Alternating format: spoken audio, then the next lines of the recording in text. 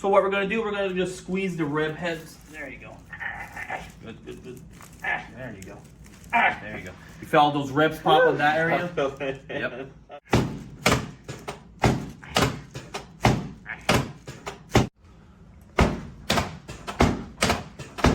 He does have some issues where he feels like he can't breathe as deep. He feels restriction in his rib cage, and that's what this will help with that too. Okay, put your hands back. Okay, I actually feel pretty good. Yeah. Okay, so what we're going to do now, I'm going to pull this